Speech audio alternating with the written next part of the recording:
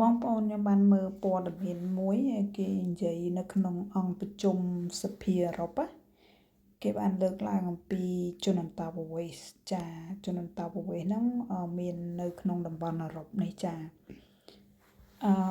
នៅក្នុងទីក្រុងអាំស្ទែដាមប្រទេសហូឡង់នេះគឺមានច្រើនចាជនអន្តោប្រវេសន៍ភាគច្រើនគឺចម្រុះជាតិសាសន៍ហើយក្នុងនោះស្ថិតិគេរកឃើញគឺ57%គឺជាជនជាតិបរទេស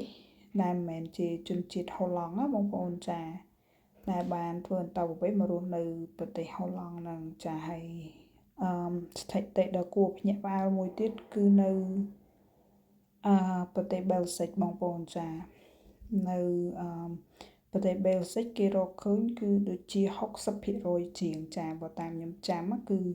ចំនួនដ៏គួរភ្ញាក់ផ្អើលហើយខ្ញុំមានមិត្តភ័ក្តិជនជាតិហូឡង់ហ្នឹងគាត់និយាយជាមួយខ្ញុំណាគាត់ថាការងារដែលគាត់ទៅធ្វើមុនគឺសុទ្ធតែជនជាតិហ្វីលីពីន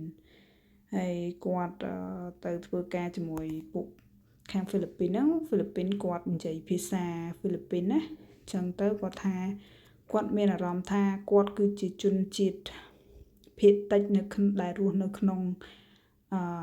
ប្រទេសរបស់ខ្លួនឯងអញ្ចឹងណាចង់និយាយអញ្ចឹងគាត់ថាគាត់មានអារម្មណ៍ថាគាត់ហ្នឹងជាជនជាតិបរទេស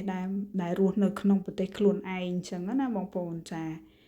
គឺពេលឮសូរគាត់និយាយអញ្ចឹងហើយគឺថាមានការភ្ញាក់ផ្អើលមែនតើចាហើយ